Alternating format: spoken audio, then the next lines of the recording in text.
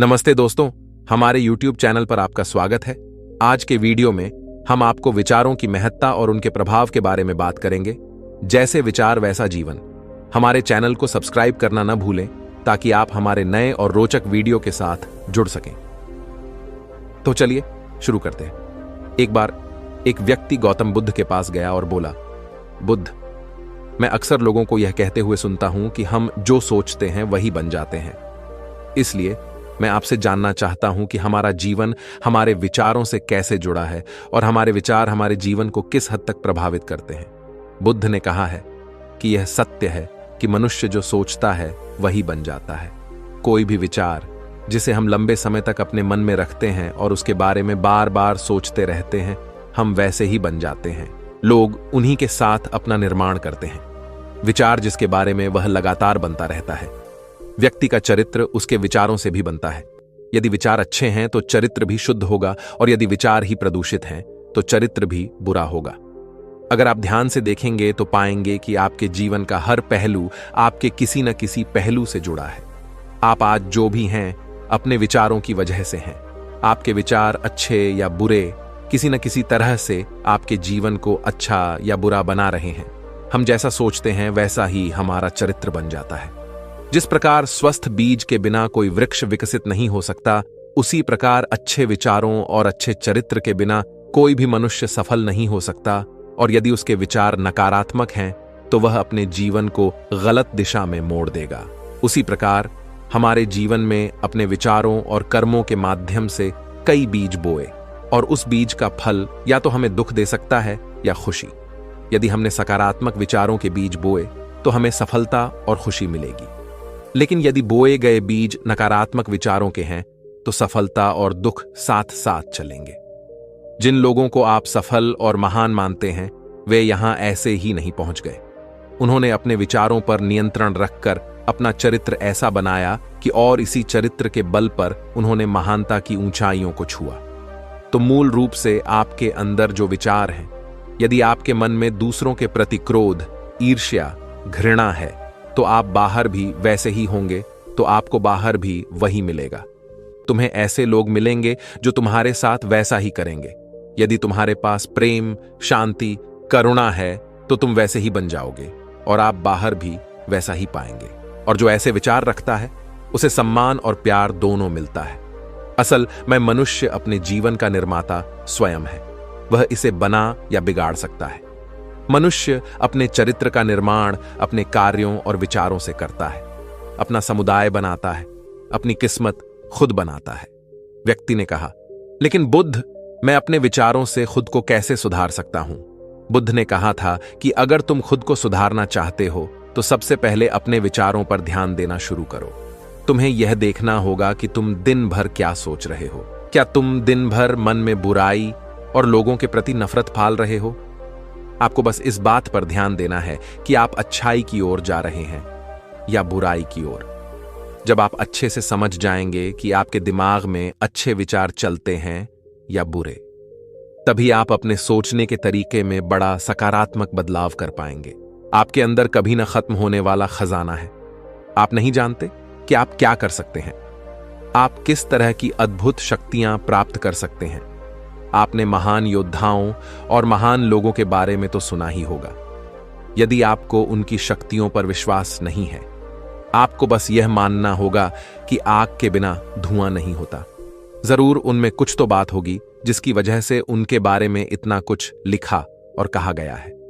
तो वे कौन लोग थे जो दुनिया में महान योद्धा और आदर्श के रूप में पूजे जाते थे? अगर हम थोड़ा और गहराई से सोचें तो ये वे लोग थे जिन्होंने अपने भीतर के अटूट खजाने को पहचाना। वे लोग अभ्यास करते रहे और सभी की भलाई करने वाले लोगों की मदद करके खुद को बेहतर बनाते रहे, और वे दुनिया में महान और अमर हो गए। और अगर आप भी ऐसा ही करना चाहते हैं तो सबसे पहले आपको अपने विचारों पर ध्यान देना होगा। बुद्ध ने आगे कहा, एक मानव मन बगीचे से तुलना की जा सकती है। जैसे बगीचे को साफ और सुंदर रखना, समय समय पर उसमें उगने वाले खरपतवार को हटाना पड़ता है, रोज पानी देना पड़ता है, पौधे की देखभाल करनी पड़ती है। उसी तरह हमें अपने मन को भी सुंदर और सकारात्मक बनाए रखने के लिए उसका ख्याल रखना होगा। इसमें से लगातार नकारात्मक विचारों को हटाकर सकारात्मक विचारों को जगह देनी होगी। इसके लिए हमें डर, चिंता, नफरत और ईर्ष्या जैसी भावनाओं से खुद को दूर रखना होगा और इसके लिए आपको अपने अंदर चल रहे विचारों पर लगातार ध्यान देना होगा। किसी भी व्यक्ति के अंदर उठने वाले विचार और उसका चरित्र अधिकतर उसके आसपास के वातावरण और परिस्थितियों पर निर्भर करते हैं। लेकिन इसका मतलब यह नहीं है कि किसी व्यक्ति की स्थिति खराब है, यानी उसके विचार सदैव त्रुटिपूर्ण रहेंगे। वह उन पर ध्यान देकर अपने विचारों को बदल सकता है और जैसे ही उस व्यक्ति के विचार बदल जाते हैं तो उसका चरित्र और उसके काम करने का तरीका अपने आप बदल जाता है।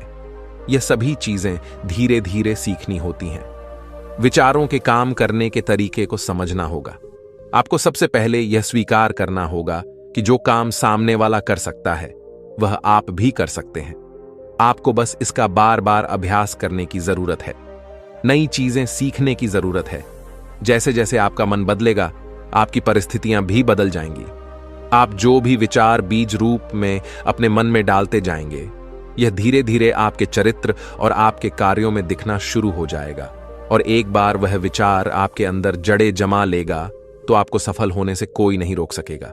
लेकिन अगर वह बीज या विचार नकारात्मक है तो आपको भी असफलता से कोई नहीं बचा सकता। इसलिए अपने विचारों के प्रति बहुत जागरूक रहने की जरूरत है। आप अपने अंदर किस तरह के विचार ला रहे हैं? एक बात हमेशा याद रखें, हमें वह नहीं मिलता जो हम चाहते हैं, बल्कि हमें वह मिलता है जो हम हैं और हम अपने विचार हैं। इसलिए इच्छा करना और उस इच्छा के बारे में अच्छा सोचते रहना और उसे पूरा करने का प्रयास करना दो बिल्कुल अलग चीजें हैं। क्योंकि इच्छा तो हर कोई करता है, लेकिन उस इच्छा के बारे में लगातार सकारात्मक सोचना और उसे पाने के लिए कड़ी मेहनत करना, बहुत ही कम लोग ऐसा कर पाते हैं। इसलिए अगर आप अपनी परिस्थितियों को बदलना चाहते हैं तो सबसे पहले आपको खुद को बदलना होगा। लेकिन ज्यादातर लोग अपनी परिस्थितियों को तो बदलना चाहते हैं, लेकिन अपने सोचने और काम करने के तरीके को नहीं बदलना चाहते। और अगर लोग ऐसे ही रहेंगे तो उनके हालात कभी नहीं बदलेंगे। उस व्यक्ति ने कहा कि बुद्ध हमारे विचारों का हमारे शरीर पर क्या प्रभाव पड़ता है। बुद्ध ने कहा था कि हमारा शरीर हमारे दिमाग का गुलाम है। हम जो भी सोचते हैं उसका पहला प्रभाव हमारे शरीर पर ही पड़ता है। आपने देखा होगा कि जो लोग बहुत अधिक चिंता करते हैं और डरते हैं वे जल्दी बीमार पड़ जाते हैं। साथ ही जो लोग दूसरों से ईर्ष्या करते हैं और हमेशा नकारात्मक सोचते हैं वे भी बहुत जल्द मानसिक और शारीरिक बीमारी का शिकार हो जाते हैं। और अगर आप ऐसा सोचते हैं तो आपके साथ भी ऐसा ही होगा। इसके विपरीत जो लोग हमेशा खुश रहते हैं वे दूसरों के बारे में अच्छा सोचते हैं, हमेशा स्वस्थ रहने के बारे में सोचते रहते हैं, तो उनकी ऊर्जा एक समान हो जाती है और इस ऊर्जा का सकारात्मक प्रभाव सबसे पहले उनके शरीर पर पड़ता है। क्योंकि जिस व्यक्ति का मन शांत होता है उस व्यक्ति के शरीर की आधी बीमारी अपने आप ही खत्म हो जाती है। हम स्वस्थ रहेंगे या बीमार, यह हमारे आसपास के माहौल और परिस्थितियों के अलावा हमारी सोच पर भी निर्भर करता है। एक कमजोर और बीमार विचार हमारे शरीर को भी कमजोर और बीमार बना देता है। आपने अपने आसपास देखा होगा कि जो लोग बीमार होने से सबसे ज्यादा डरते हैं, जो सबसे ज्यादा बीमार पड़ ढहते हैं, इस डर ने लाखों लोगों की जान ले ली है। इसके विपरीत जो लोग अपने शरीर के बारे में अच्छा सोचते हैं वे स्वस्थ और मजबूत महसूस करते हैं और जिनके विचार शुद्ध होते हैं उनका शरीर स्वस्थ और मजबूत हो जाता है। वैसा ही हमारा शरीर सिर्फ एक उपकरण है और हमारा मस्तिष्क इस उपकरण को नियंत्रित कर रहा है। जैसे अच्छा भोजन हमारे शरीर के लिए जरूरी है, उसी तरह अच्छी सोच यह हमारे शरीर के लिए भी बहुत महत्वपूर्ण है। जैसे ही आपके विचार शुद्ध हो जाएंगे, इसका सबसे पहला असर आपके शरीर पर दिखाई देगा। एक शुद्ध और सकारात्मक दिमाग आपको कभी भी खराब खाना खाने नहीं देगा। इसलिए सबसे पहले अपने दिमाग को सुरक्षित रखें, फिर यही दिमाग आपके शरीर को हर बीमारी से बचाएगा। यदि कोई बीमार और कमजोर व्यक्ति अपने शरीर को पूरी तरह से स्वस्थ बनाना चाहता है तो उसे सबसे पहले अपने शरीर को ठीक करना चाहिए। विचार और उसका मन उसे प्रकृति के संपर्क में रहना चाहिए। उसे सूरज की रोशनी में रहना चाहिए और 1 सेकंड के लिए भी अपने शरीर के बारे में नकारात्मक नहीं सोचना चाहिए। वह जैसा स्वास्थ्य चाहता है वैसा ही उसे महसूस करना चाहिए और पूरा विश्वास है कि वह वैसा बन सकता है। उस व्यक्ति ने कहा, बुद्ध, अब आप मुझे बताएं कि हमारे विचार हमारे लक्ष्य को कैसे प्रभावित करते हैं। बुद्ध ने बताया कि जब तक आपका लक्ष्य आपके विचारों के अनुरूप नहीं होगा तब तक आपको सफलता नहीं मिल सकती है। कहने का मतलब यह है कि आप हर दिन एक नई चीज सोच सकते हैं, जो मैं आज चाहता हूं या बनना, कल मैं वह बनना चाहता हूं या बाद में कुछ और। लेकिन जब तक आप अपने लिए कोई लक्ष्य निर्धारित नहीं करते तब तक आप कोई भी बड़ा काम नहीं कर सकते, क्योंकि नियम यह है कि जो काम हम बार बार करते हैं उसी काम में हम आश्चर्यजनक सफलता हासिल कर सकते हैं। अगर आप हर दिन अपना लक्ष्य बदलते रहते हैं तो आप कहीं नहीं जा रहे हैं। इसलिए आपके जीवन में एक निश्चित लक्ष्य होना चाहिए और आपको अपनी पूरी मेहनत और लगन से उस लक्ष्य को पूरा करने का प्रयास भी करना चाहिए। और इसके लिए आपको अपने सभी विचारों को अपने लक्ष्य पर केंद्रित करना होगा, अन्यथा आपके विचार बिखरे रहेंगे और हो सकता है कि एक बार आप असफल हो जाएं या आपको शुरुआत में कोई सफलता न मिले तो दूसरों को देखकर आपके मन में यह ख्याल आने लगा कि यह काम तो आसान है, जब वह इस काम में सफल हो सकता है तो मैं भी सफल होकर अच्छा पैसा और नाम कमा सकता हूं। और यह भी संभव है कि इस काम में असफल होकर भी तुम दूसरी तरफ भागो और ऐसा करते समय आप कई काम करते हैं, लेकिन हो सकता है कि आप किसी एक चीज में सफल ना हो पाएं। इसलिए आपको पहले एक चीज तय करनी होगी, तभी आपके विचार एक काम पर फोकस कर पाएंगे। अब आपका वह लक्ष्य कुछ भी हो सकता है, चाहे मन की शांति पाना हो या अमीर बनना हो, लेकिन याद रखें, लक्ष्य वही है जो आपके विचारों को एक दिशा में केंद्रित रख सके। यदि आप बार बार अपने लक्ष्य हासिल करने में असफल हो रहे हैं तो इसका मतलब यह नहीं है कि आप इसे हासिल नहीं कर सकते, बल्कि इसका मतलब है कि आपके पास अपने लक्ष्य को हासिल करने का तरीका गलत है। इसलिए आपको अपना लक्ष्य नहीं बदलना है, बल्कि अपनी सोच और अपने काम करने का तरीका बदलना है। अगर आप ऐसा करेंगे तो आप धीरे धीरे सीख जाएंगे और अपने लक्ष्य तक पहुंच जाएंगे। अपनी असफलताओं से कभी मत डरो। अगर आप कुछ बड़ा हासिल करना चाहते हैं तो आपको अंदर से बहुत मजबूत होना होगा, क्योंकि चाहे आप कुछ भी करें, लोग अक्सर आपको अपनी बातों से कमजोर और हताश करने की कोशिश करेंगे। इसलिए अगर आप डरेंगे तो आप अपने किसी भी लक्ष्य में सफलता हासिल नहीं कर पाएंगे, क्योंकि डर आपकी सभी आशाओं को नष्ट कर देता है और आपके सभी विचार केवल आपके डर तक ही सीमित रह जाएंगे। और डर डर कर आप अंततः खुद को शारीरिक और मानसिक रूप से बीमार बना लेते हैं।